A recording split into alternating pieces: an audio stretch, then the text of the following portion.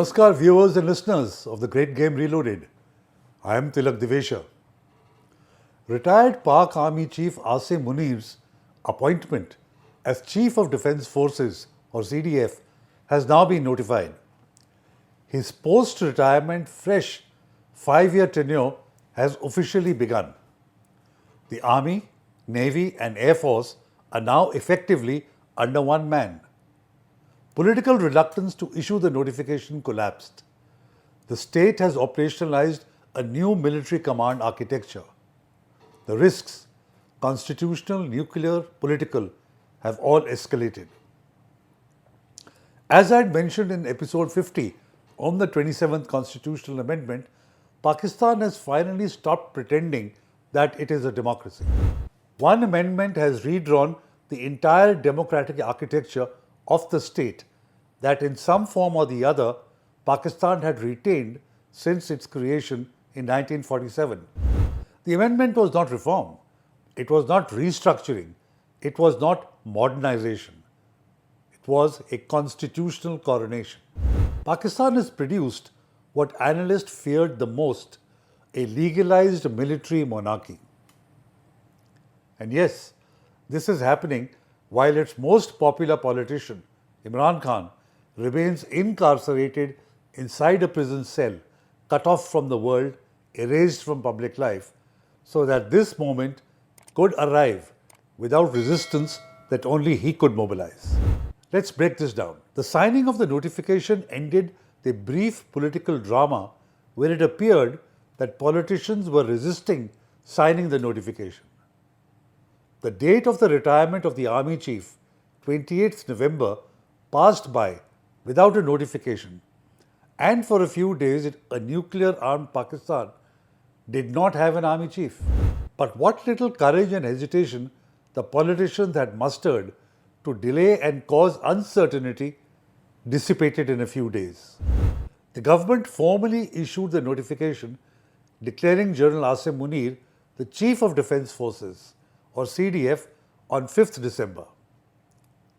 His clock resets for the second time after retirement. His power expands, his authority becomes absolute.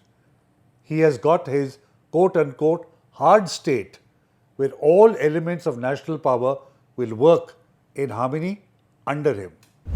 With one piece of paper, Pakistan has erased decades of military hierarchy that pretended to be under civilian control and replaced it with a single vertical command without even the pretense of civilian control. Let's put this visually. Army Chief, Munir, Air Chief, under Munir, Naval Chief, under Munir, all armed forces intelligence agencies, including ISI, MI, under Munir. Strategic Plans Division and Nuclear Authorization Chain under Munir. CNSC or Commander National Strategic Command nominated by Munir. Pakistan's military has never been this centralized. Not under Ayub, not under Zia, not under Musharraf. What Munir has achieved is a dictator's dream. This is a new model, a Pakistani version of a military emperor duly sworn in constitutionally, legally.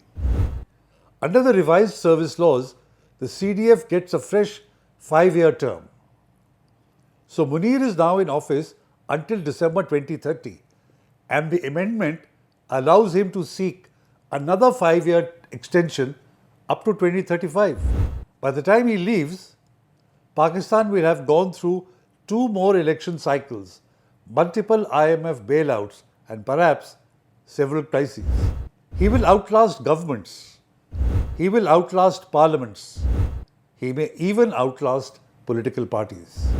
Voltaire's quip that the Prussian army has a state has now come true in reality for the Pakistan army. There is one other thing. Munir has been given immunity for life. Analysts are questioning, why does he need it? No living army chief has been prosecuted and punished. The army will ensure that this does not happen. So why does Munir need it? The answer seems to be that he is planning something so sinister that he fears being prosecuted despite being army chief. What could that be? Imposing martial law? Using tactical nuclear weapons on the Baloch and or the Pashtun fighters? Time will tell. The question everyone is asking, why did the politicians finally give in? Let's be clear. Shehbaz Sharif resisted this appointment for a week. He delayed his return from London. He stalled the notification. He demanded clarifications. But in the end, he capitulated. Why? Because he realized what Pakistan's political elite has always known but never admitted. They cannot survive without the military. In this case, they need the army to protect them from Imran Khan. Allowing his sister to visit him after a month of preventing visits was a signal to the Sharifs that the army has other options. Sharif didn't sign because he agreed. He signed because he feared becoming the next Imran Khan. This is not civilian consent. This is civilian surrender. Now let's talk about the missing piece. You cannot understand the rise of the CDF without understanding the disappearance of Imran Khan. He is not only in jail, he is in isolation, cut off from media, family, lawyers, party, parliament, courts, the outside world. Why? Because the constitutional coup cannot succeed if the most popular leader in the country is able to communicate and organize resistance. So they switched him off. The military didn't want a debate. They didn't want rallies. They didn't want public outrage. They didn't want international pressure. They wanted silence. They got it. And only then did they move. Imran Khan's isolation is not collateral damage. It is the architectural foundation of Asim Munir's rise. Then, Pakistan's judiciary was emasculated. They stopped functioning as courts. The 27th Amendment has stripped the judiciary of any meaningful oversight. Cases involving the military will be handled by the Federal Constitutional Court, consisting of hand-picked judges. This is not rule of law. This is rule by interpretation, and the interpreter wears a uniform. Ominously, Pakistan's nuclear command is now a personal asset. This is the most dangerous development. Under the new defense structure, Pakistan is creating the Commander National Strategic Command, the officer responsible for tactical and strategic nuclear operations. This commander reports directly to Asim Munir. And guess who appoints him? Asim Munir. For decades, Pakistan pretended to have institutional checks on nuclear use. That illusion is now gone. A nuclear-armed country with economic collapse, rising militancy, internal political chaos, and border tensions now has a concentrated nuclear authority in the hands of one general whose tenure has been reset and who enjoys constitutional immunity. One man will now control Pakistan's nuclear signaling, tactical nukes, strategic nukes, deployment authority, intelligence inputs, communication protocols. Think about that. Then, there is no civil-military balance left in Pakistan. What exists now is a military command architecture without civilian oversight, a judiciary without independence, a parliament without autonomy, a cabinet without authority, and a prime minister without power. Pakistan has entered a structural phase where the military is the only functioning institution. This is not a democracy. It is not even a dictatorship. It is institutional absolutism. Interestingly, the same politicians who voted for this amendment are now terrified of it. Why? Because once Munir became CDF, he no longer needs Shehbaz. He no longer needs Zardari. He no longer needs the PMLN. He no longer needs the PPP. He no longer needs a coalition. He no longer needs parliament. Munir is now the only permanent power in Pakistan. Everyone else is temporary, replaceable, expendable. At the same time, the past week has been a huge embarrassment personally for Asim Munir. He did not know whether he was the legal army chief or not. Neither did the army. He was also the subject of many memes ridiculing him. Making matters worse for him, 44 members of the US Congress have written to Secretary of State Mark Rubio on Pakistan's quote-unquote escalating crisis of authoritarianism and calling for targeted sanctions against Asim Munir. Is this indicative of cooling relations with the US? Time will tell. What would Munir's policy be like towards India during the next 5 years? Let's look at his track record. He is decidedly anti-India. This is unlikely to change. The Pulwama terror attack took place when he was DG ISI and the Pahalgam attack when he was the army chief. His anti-Indianness is deep-rooted, perhaps based on the fact that his family migrated from Indian Punjab, Jalandhar, during partition. He has been quoted stating that, and I quote, India has not reconciled with the concept of Pakistan, then how can we reconcile with them? Unquote. Then on April 17, 2025, Munir publicly endorsed the two-nation theory, saying, and I quote, our forefathers thought we are different from Hindus in every possible aspect of life. Our religions are different, our customs are different, our traditions are different, our thoughts are different, our ambitions are different. That was the foundation of the two-nation theory that was laid there. We are two nations, we are not one nation. Unquote.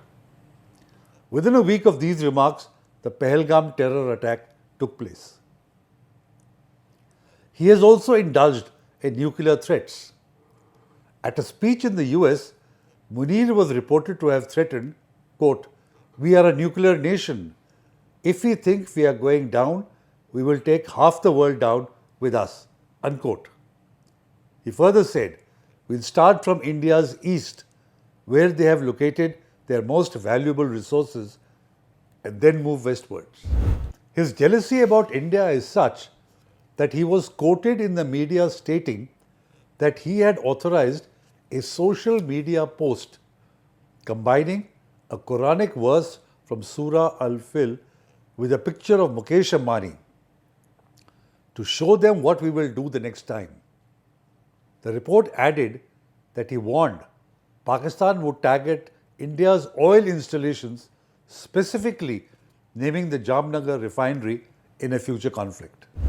Then, in August 2025, during a black-tie dinner in Tampa, Florida, Munir warned that Pakistan would never allow India to choke the Indus River, vowing to destroy any dam New Delhi sought to build, and declared that the Indus River is not the Indians' family property.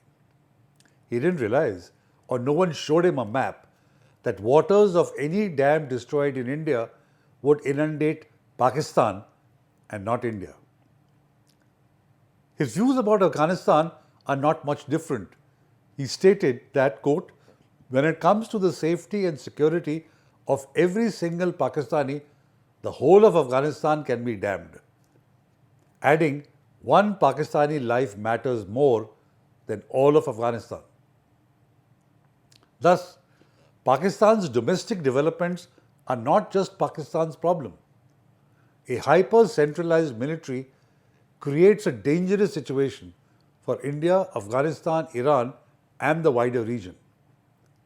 India will have to factor this mindset in its policies. Political scientists warn of external escalation, a classic tactic used by insecure generals. With Munir now entrenched until 2030 and potentially 2035, South Asia faces institutionalized unpredictability. That's the real danger, not the coup, the permanence of the coup. Imran Khan's isolation made this possible.